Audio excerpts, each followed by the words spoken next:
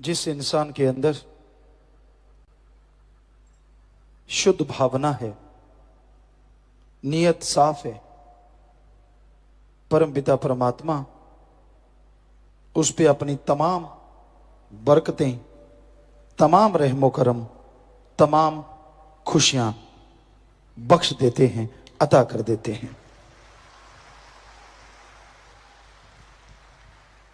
जो सेवा पे चला करते हैं, कई बार छोटी तकलीफ, कोई रुकावट, कोई परेशानी आती रहती है। उसकी वजह हो सकता है कि जिसे वो आजमाता है, आजमाने के बहाने बेइंतहा प्यार लुटाता है। और यह भी हो सकता है कि उसके पहाड़ जैसे कर्म को वो कंकर में खत्म कर देता है। ये उसकी रजा है, उसका रहमो करम है, उसके नियम है। वो अपने नियमानुसार सबको चलाता है, खुद नियम बनाता है, खुद सारी सृष्टि को बनाता है और खुद ही सारी सृष्टि में समा जाता है। सारी सृष्टि उसमें है, सारी सृष्टि में वो है। ऐसी कोई जगह नहीं यहां परमपिता परमात्मा ना हो।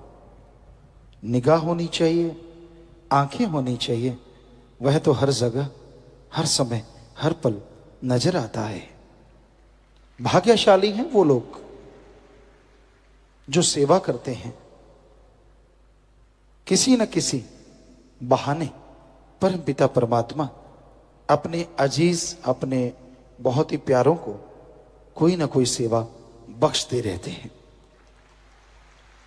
और सच्ची लगन से, सच्ची भावना से जो सेवा को निर्वाह करते हैं, यकीनन वो परम पिता परमात्मा खुश होके उनका नहीं, परिवार का नहीं, कुलों का भी उद्धार कर देते हैं।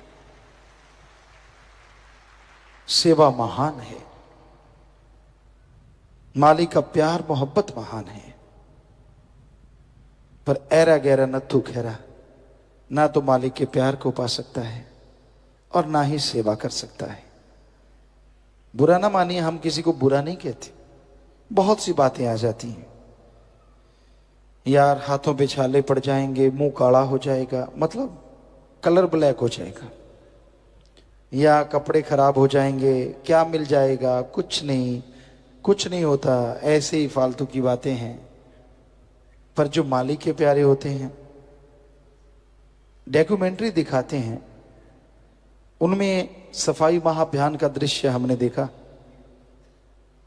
तो वैराग्य जबरदस्ती आ रहा था उन मालिक के प्यारों के लिए कि वो गंदगी के गटर में घुस के उसको बिल्कुल क्लीन कर रहे हैं। और बिल्कुल नौजवान चेहरों पे वो गंदगी लगी, लेकिन उनके चेहरों पे नूर है, खुशी है। कोई उनसे पूछे तो वो कहेंगे हमें बदबू आती ही नहीं। और आम आदमी को शायद उसे देख के उल्टी आ जाए।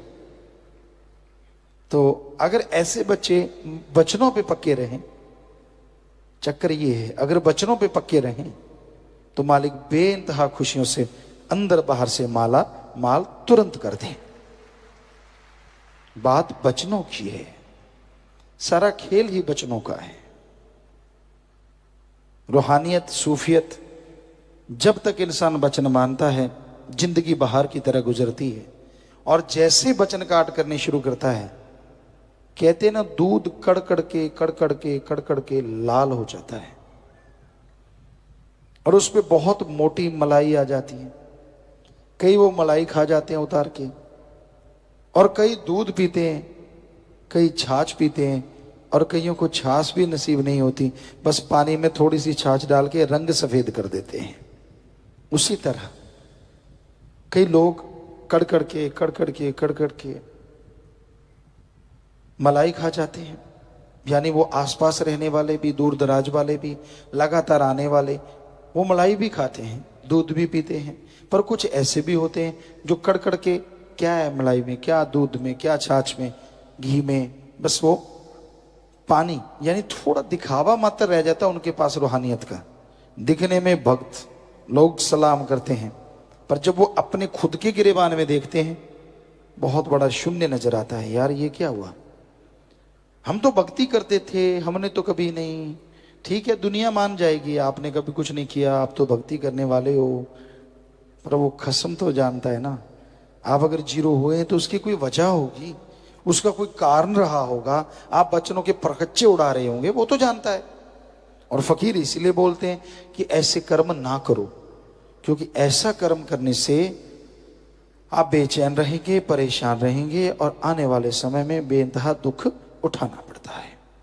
तो संतों का काम समझाना है, as a teacher, as a lecturer या एज ए चौकीदार, वो सबको सावधान करते रहते हैं, मत दिखावा करो।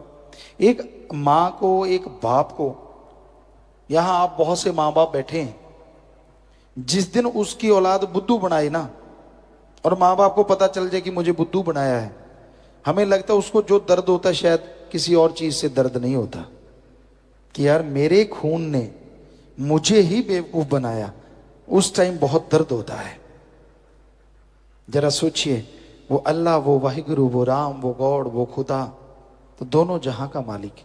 माँ बाप को तो आप बुद्धू बना के पता नहीं चलने देंगे, लेकिन वो तो ऐसा है जिसको आपके कर्म का नहीं, जो आप सोच रहे हैं, सोचने जा रहे हैं, उसका भी पता है। कैसे बचोगे? और जब उसे ऐसा होता है, माँ बाप तो कुछ नहीं कहते, पर जब उसे लगता है कि उसे कोई ऐसा कर रहा है, वो दया का सागर, सागर का कोई छोर और किनारा नहीं माना जाता, बहुत लंबा चौड़ा माना जाता है, फिर भी उनके किनारे होते हैं, पर वो दया का सागर है, उसका कोई किनारा नहीं है। पर वो दर्द में ये सोचता है, ये कर्म करेगा काल की नगरी में, मालिक को बुद्धू बनाएगा तो उसकी बेड़ी में बट्टे पड़ेंगे ही पड़ेंगे, और आने वाले टाइम में उसका बुरा हश्र होगा ही होगा। इसलिए वो फिर अपने फकीरों के द्वारा लोगों को आगाह करते हैं, सावधान करते हैं कि बेटा हट जाओ, मत करो बुरे कर्म, मत दिखावा करो। ठीक है, आप चंद किताबें पढ़ गए, बहुत आलम फाजिल बन गए, ठीक है, आप बड़ा दिखावा कर लेते हैं, बड़े ओवर स्मार्ट हैं, आप बड़े कलाकार हैं, बड़े नाटकबाज हैं, लेकिन वो परमपिता परमात्मा से तो नाटक नहीं चलेगा ना। उसको तो सब पता है आप किस समय क्या कर रहे हो, तो क्यों कर रहे हो ऐसा, किस लिए? क्षणिक आनंद के लिए? काम वासना, क्रोध, लोभ, मोह, अहंकार, मन माया, क्षणिक स्वाद के लिए? क्यों नहीं परमानंद हासिल करते? लगातार सुमन कीजिए, लगातार सेवा कीजिए, छोड़ दीजिए पाखंडवाद, छोड़ दीजिए नाटकबाजी, बहुत हो गई जिंदगी में। कईयों ने तो बहुत कर लिया, देख रहे हैं हम लगातार, पर फिर भी उनका कोई किनारा ही नहीं है। पर अगर मालिक की तरफ से किनारा आया तो फिर आपको किनारा नहीं मिलता। चक्कर ये है, क्यों आप वो उसको अजमा रहे हो कि भाई हमें क्या फर्क पड़ता है? कुछ फर्क नहीं पड़ता, चंद दिन गुरुजी व्याख्या करेंगे, चंद दिन गुरुजी बोलेंगे, बाद में वैसे का वैसा है, हम सब जानते हैं, क्योंकि वो कड़के पानी में लस्सी वाले होते हैं। उनको कोई ना दूध से लेना देना, ना मलाई से, ना घी से, ना मक्खन से, ना छाछ से, ना दही से, क्योंकि उनको तो सब कुछ सिर के ऊपर से निकलता है। हम आपको 100% सच बोलते हैं, आपको ऐसे समझा रहे हैं, उनकी यही होगी चर्चा आपस में, हाँ आजकल तो चल रहा है पीड़, आजकल तो अपने पे लग रहा है तबाह हो रहा है, कोई बात नहीं, 2-4 दिन कुछ नहीं फर्क पड़ता। अरे फर्क पड़ेगा ऐसा, फिर तेरे से ना हंसा जाए, ना रोया जाए, ना तेरे कर्म उठाए जाएं। क्यों उस समय को न्योता देते हो? क्यों नहीं अपने आप को सुधारते? आखिर कब तक? तो सुमन करो, मालिक की औलाद का भला करो, सबका भला मांगा करो। हम आपको गारंटी देते हैं, सेवा सुमन और सबका भला मांगोगे तो मालिक आपका भला जरूर करेंगे। धन धन सतगुरु तेरा ही आशा सभी साथ संगत जी से निवेदन है कि मेरा चैनल जरूर सब्सक्राइब करें जी। धन धन सतगुरु तेरा ही आसरा।